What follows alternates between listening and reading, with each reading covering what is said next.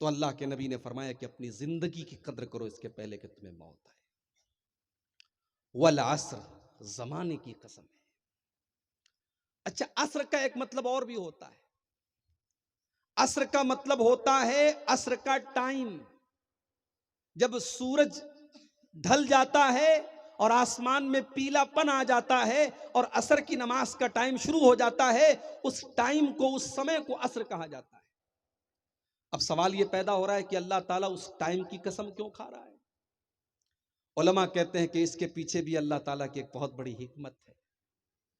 अल्लाह ताला असर के टाइम की कसम खा करके ये बता रहा है, जिस तरीके से असर का टाइम आता है तो लोग धीरे धीरे अपने घरों को जाने लगते हैं, मजदूर अपना काम खत्म करने लगते हैं, किसान अपना काम खत्म करने लगता है, दुकानदार अपनी दुकान को लपेटने लगते हैं, बिजनेसमैन लोग धीरे धीरे अपने घर को वापस जाने लगते हैं। जब असर का टाइम आता है तो इस बात की पहचान होती है कि अब सूरज डूबने वाला है, अब दिन खत्म होने वाला है।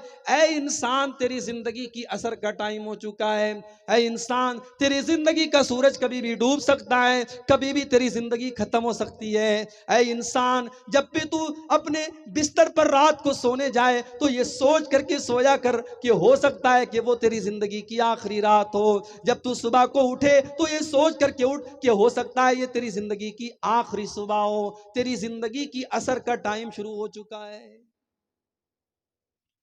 और बाज़ उलमा कहते हैं कि असर से मुराद यहां असर की नमाज है। अल्लाह ताला असर की नमाज की कसम खा रहा है।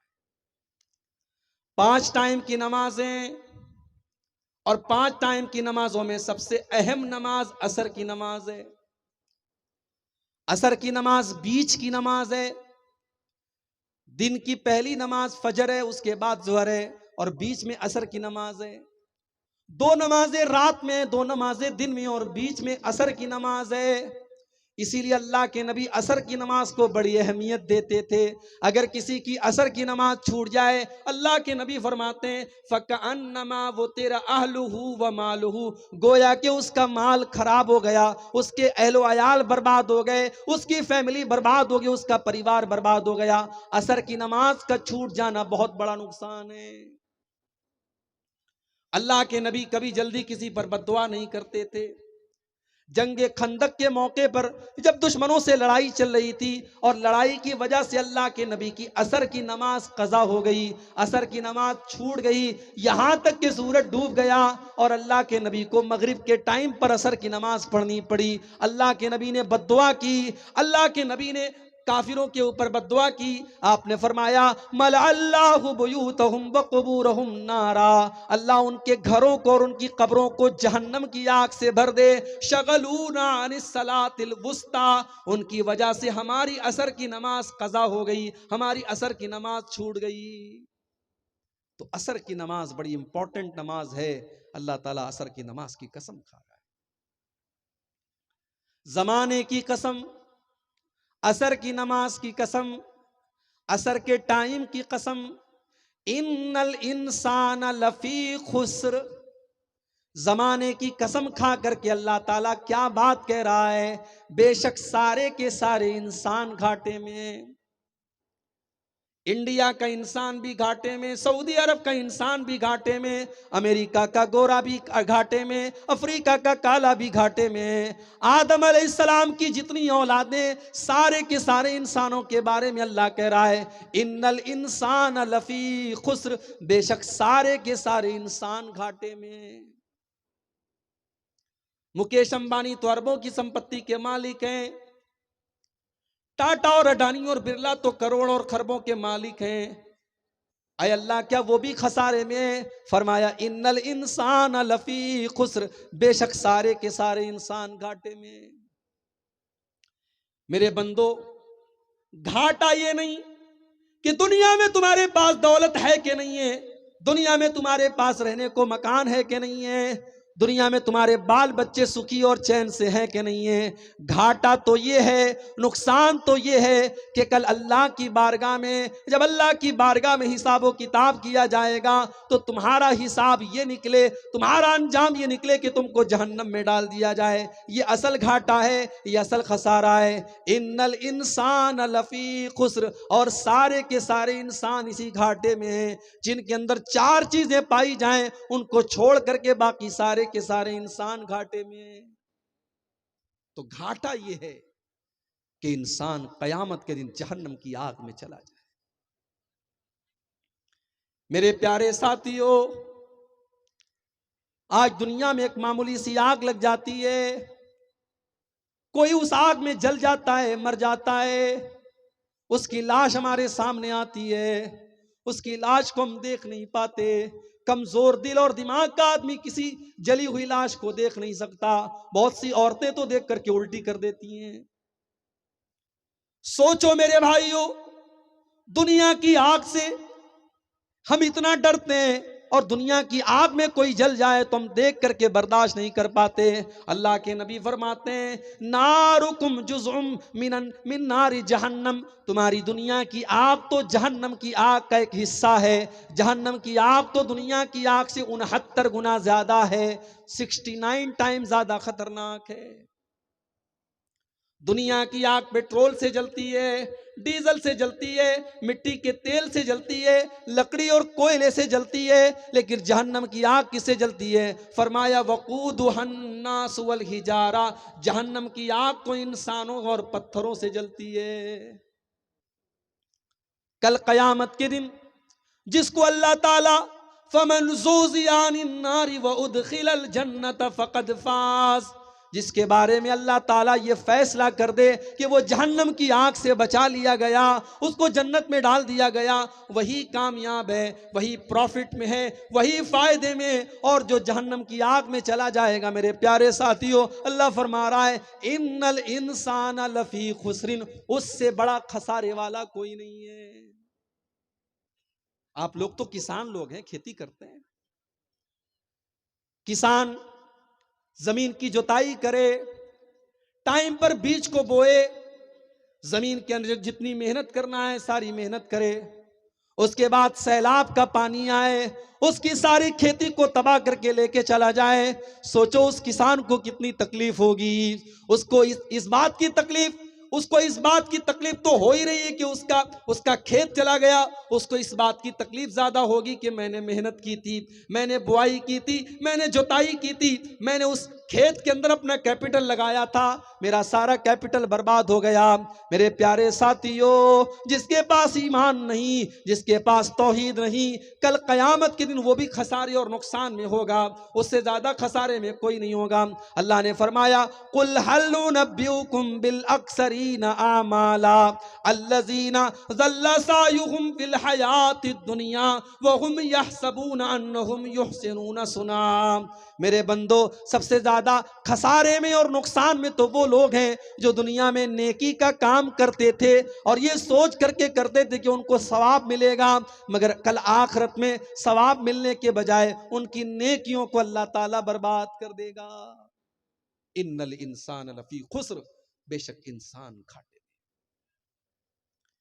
मेरे प्यारे साथियों, आप में से बहुत सारे लोग हाजी होंगे, जो हाजी नहीं है मैं दुआ करता हूं अल्लाह उनको भी एक बार हज की तौफीक दे दे। आपने उम्रा भी किया होगा, बहुत सारे ऐसे भाई भी होंगे जो 5 टाइम के नमाजी भी होंगे, बहुत सारे ऐसे भाई भी होंगे, ऐसी बहनें भी होंगी जो डेली कुरान की तिलावत करती होंगी। मैं ऐसे भी नौजवानों को जानता हूं जो रात में बगैर तकरीर सुने मोबाइल नहीं बंद करते और बिस्तर पे नहीं सोते, उलमा की तकरीरें सुन करके वो रात में बिस्तर पे सोने जाते हैं। ऐसे भी नौजवानों को मैं जानता हूं। बड़ी अच्छी बात है, आप ये नेकी के काम कर रहे हैं, लेकिन मेरे भाइयों, कल अल्लाह की बारगाह में अगर आपको ये बताया जाए कि आपका उम्रा, आपका हज, आपकी नमाज, आपकी तिलावत सब बर्बाद हो गई, अल्लाह के यहाँ उनको नहीं माना गया, अल्लाह के यहाँ उनका कोई सवाब नहीं है, तो सोचो आपको कितनी तकलीफ होगी। आइए एक हदीस पढ़ के सुनाता हूं। हो सके तो हम सब अपने दिल पर हाथ रख करके सोचें कि इस हदीस में जो बात बताई गई है कहीं ऐसा तो नहीं कि ये बात हमारे और आपके ऊपर फिट बैठ रही है। सहाबी का नाम नोट कर लो, सौबान रजी अल्लाह ताला अन्हु। बच्चा पैदा हो अगर आपके घर में तो नाम रख लो, बड़ा प्यारा नाम है, सहाबी का नाम है। और सहाबी का जब नाम आ जाए तो नाम का माना और मतलब नहीं देखा जाता, ये काफी है कि वो सहाबी का नाम है। सौबान रख लो नाम, ये नाम बड़ा प्यारा है, ये नबी के सहाबी का नाम है।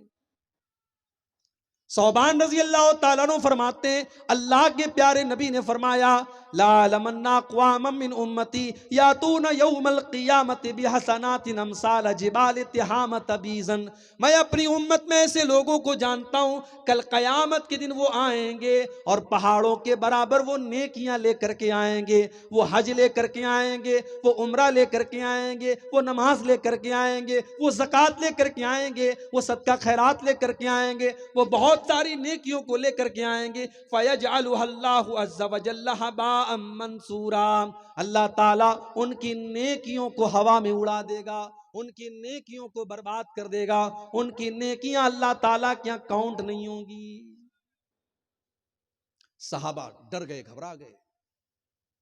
हजरत सौबान कहने लगे, अल्लाह के नबी वो कौन बदनसीब लोग होंगे, जरा खुल करके बता दीजिए।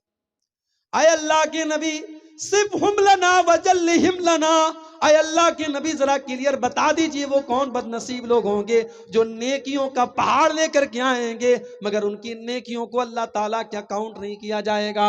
अल्लाह के प्यारे नबी फरमाते हैं, ऐ सौबान वो तुम्हारे ही भाई होंगे, वो तुम्हारी ही नस्ल से होंगे, वो मुसलमान होंगे, वो तुम्हारे ही बीच में रहने वाले लोग होंगे। जैसे तुम नमाज पढ़ते हो वो भी नमाज पढ़ेंगे, तुम रोजा रखते हो वो भी रोजा रखेंगे, तुम सदका करते हो वो भी सदका करेंगे, तुम रात में नमाज पढ़ते हो वो भी रात में नमाज पढ़ेंगे। वलाकिन्नहुम इज़ा खलौ बिमहारिमिल्लाहि इंतहकुहा। लेकिन ऐ सौबान बस एक बात की कमी होगी, एक बात की कोताही होगी, वो अकेले में, वो तन्हाई में गलत काम करेंगे। जब वो अकेले में होंगे, वो बंद कमरे में होंगे और कोई देखने वाला नहीं होगा, तो वो अकेले में और तन्हाई में बहुत सारे गलत काम करेंगे। आप यकीन कीजिए आज उलमा के मोबाइल भी सेफ नहीं है। आज मैंने 50-60 साल के बुजुर्गों का मोबाइल चेक किया, उसमें मुझे ऐसी चीजें मिली कि अल्लाह देख करके शर्म आई। मेरे प्यारे साथियों, मोबाइल के इस दौर में, स्मार्टफोन के इस दौर में इस हदीस को हमको समझने की जरूरत है। आज उलमा से लेकर के जाहिल तक और बच्चों से लेकर के बूढ़ों तक इस मोबाइल ने सबको इस गुनाह में डाल दिया है। आज सबसे बड़ा खतरा जो हमारे ऊपर मंडला रहा है, हम बज़ाहिर तो नमाज भी पढ़ रहे हैं, हम जलसों में जा रहे हैं, हम तकरीर भी कर रहे हैं, लंबी लंबी दाढ़ी भी है, हम हाजी भी हैं, हम नमाजी भी हैं, मगर हम जब अकेले में हैं, जब तन्हाई में हैं, हम मोबाइल पर क्या देख रहे हैं, किससे बात कर रहे हैं, कोई नहीं जानता। वो तन्हाई में जो गुनाह हम कर रहे हैं मेरे प्यारे साथियों, वो गुनाह हमारी नेकियों को खा रहा है, वो हमारी नेकियों के लिए दीमक बन चुका है। इन्नल इंसान लफी खुस्र, इंसान इससे बढ़कर के खसारे में क्या होगा मेरे भाई, कि उसकी नेकियां अल्लाह के बर्बाद हो जाए। हमारे कितने नौजवान भाई हैं, रात को बिस्तर पे जब वो सोते हैं तो कानों में हेडफोन लगा करके सोते हैं, गाना सुन करके वो सोते हैं और उसी हाल में उनको नींद आ जाती है और बड़े फख्र से कहते हैं, मैं जब म्यूजिक सुनता हूं तो मेरे दिल को सुकून मिलता है, जब मैं अपने फेवरेट सिंगर का गाना सुनता हूं तो मेरे दिल को सुकून मिलता है।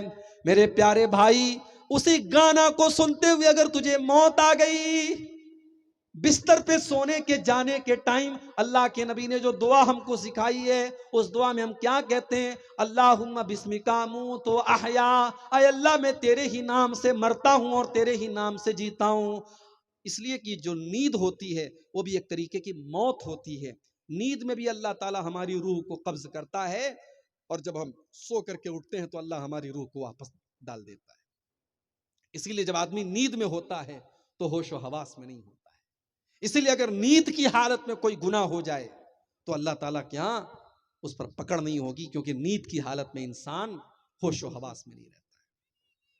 मेरे प्यारे साथियों, आप गाना सुनते हुए सो गए, उसी हाल में आपको मौत आ गई। सोचो मेरे भाइयों, कल अल्लाह की बारगाह में जब आप उठेंगे, कयामत का दिन होगा। अल्लाह के नबी फरमाते हैं, कुल्लु अब्दिन युबासु अला मा माता अलैहि, हर बंदा इस हाल में कयामत के दिन उठेगा जिस हाल में उसको मौत आई होगी। जो गाना सुन करके सोया था, उसी हाल में अगर वो सोया रह गया, उसी हाल में उसको मौत आ गई, तो कल कयामत के दिन वो गाना सुनते हुए उठेगा। जो गंदी फिल्में देख करके सोया था, वो गंदी फिल्में देख करके कयामत के दिन उठेगा। जो जिना करते हुए मर गया था, वो जिना करते हुए कल कयामत के दिन उठेगा। जो शराब के नशे में मरा था, कल शराब के नशे में उठेगा। जो नमाज पढ़ते हुए मरा था, कल अल्लाह की बारगाह में सजदा करते हुए उठेगा, नमाज पढ़ते हुए उठेगा। कुल्लु अब्दिन युबासु अला मा माता अलैहि, बंदा जिस हाल में मरेगा उसी हाल में उठाया जाएगा। सऊदी अरब का एक वाकया वहां के कालिम दीन ने लिखा। मेरे नौजवान साथी सुने, बड़ी इबरत की बात। 4 नौजवान कार का सफर कर रहे थे। चारों नौजवान कार पर बैठे हुए थे। सऊदी अरब के रोड पर कार चल रही है। वहां की रोड बिहार और झारखंड से भी ज्यादा शानदार और चिकनी रोड है। पूरी स्पीड में गाड़ी जा रही है। एक्सीडेंट हो जाता है। 4 नौजवानों में से 3 नौजवान ऑन द स्पॉट मर जाते हैं। एक नौजवान बच जाता है, लेकिन वो भी आखिरी सांसें ले रहा है। ट्रैफिक पुलिस वाले जब उस नौजवान के पास पहुंचते हैं जो आखिरी सांसें ले रहा है, उससे पूछते हैं कि ये एक्सीडेंट कैसे हुआ। उससे पूछते हैं तुम्हारा नाम क्या है। उससे पूछते हैं तुम्हारे साथियों का नाम क्या है। वो नौजवान आखिरी सांसें ले रहा है और एक ही जुबान से एक ही लफ्ज बार बार कह रहा है, फी सकर, फी सकर, फी सकर। अरे मैं तो सकर में हूं, मैं तो सकर में हूं, मैं तो सकर में हूं। पुलिस वालों को ये बात समझ में नहीं आई कि ये सकर का नाम क्यों ले रहा है, ये सकर का क्या मतलब होता है। उन्होंने इलाके के आलिम दीन से पूछवाया कि ये नौजवान ये फी सकर कह करके दुनिया से गया, इसका क्या मतलब है। आलिम दीन ने कहा, इसका मतलब आपको कुरान के 29वें पारे में। आलिम दीन ने कहा, जाओ कुरान का 29वां पारा पढ़ दो। कुरान के 29वें पारे में सूरे मुद्दस्सिर के अंदर अल्लाह फरमाता है, जब जन्नती जन्नत में चले जाएंगे और जहन्नमी जहन्नम में चले जाएंगे, और जन्नती लोग देखेंगे कि उनके जान पहचान के लोग जहन्नम में, जो उनके साथ बैठ करके चाय पीते थे, जो उनके साथ बैठ करके गप करते थे, आज वो जहन्नम के अंदर पहुंच गए। तो जन्नती सवाल करेंगे, मा सलककुम फी सकर, ऐ मेरे भाई तू जहन्नम में कैसे चला गया। तू तो मेरे साथ उठा बैठा बैठा करता था, तू तो मेरे गांव में रहता था, हम लोग साथ में उठा बैठा करते थे। मा सलककुम फी सकर, तू जहन्नम के अंदर कैसे चला गया। तो वो जहन्नमी जवाब देगा, क़ालू लम नकु मिनल मुसल्लीन, वो कहेगा कि हम नमाज नहीं पढ़ते थे। हय्या अला सलाह की आवाज आती थी, तुम तो मस्जिद चले जाते थे, मैं तो चाय की दुकान पर बैठा रह जाता था। तुम नमाज के लिए फजर के टाइम उठ जाया करते थे, मैं तो रात को 2-2 बजे तक लड़कियों से चैटिंग में लगा रहता था, मैं फजर की नमाज में नहीं उठता था। मा सलककुम फी सकर, वो सवाल करेंगे कि तुम जहन्नम में कैसे चले गए। वो जवाब देंगे, लम नकु मिनल मुसल्लीन, हम नमाज नहीं पढ़ते थे। वलम नकु नुतिमुल मिस्कीन, हम शादी में लाखों का खाना फ्री में हम बर्बाद कर देते थे, बेहतरीन खाना बनवाते थे, और जितना खाने वाले खाना खाते थे उससे ज्यादा कूड़ेदान में फेंका जाता था। लेकिन गांव में गरीबों को खाना देने की तौफीक न होती थी, हम भूखों को खाना नहीं खिलाते थे, हम अपना पैसा कभी गरीबों पर खर्च नहीं करते थे। वकुन्ना नखूज़ु मअल खाइज़ीन, हम दीन का मजाक उड़ाने वालों के साथ दीन का मजाक उड़ाते थे, हम अल्लाह का मजाक उड़ाते थे, हम रसूल का मजाक उड़ाते थे, हम कुरान का मजाक उड़ाते थे, हम उलमा उलमा का मजाक उड़ाते थे, हम मदरसों का मजाक उड़ाते थे, हम दाढ़ी का मजाक उड़ाते थे। वकुन्ना नकूज़ु मअल खाइज़ीन, हम मजाक उड़ाने वालों के साथ मजाक उड़ाया करते थे। उस सऊदी अरब के आलिम दीन ने कहा, कुरान की ये आयत बता रही है कि वो नौजवान जब मर रहा था, आखिरी सांसें ले रहा था, मौत का फरिश्ता उसके पास आ चुका था और उसको वो मंजर दिखाई दे रहा था, उसको ये नजर आ रहा था कि आज वो जहन्नम की आग में जाने वाला है। इसीलिए उसकी जुबान से बार बार सकर का लफ्ज आ रहा था। वो अनाफी सकर कह रहा था। वो ये बता रहा था कि वो बेनमाजी था, वो ये बता रहा था कि वो अपनी जवानी को बर्बाद करने वाला नौजवान था।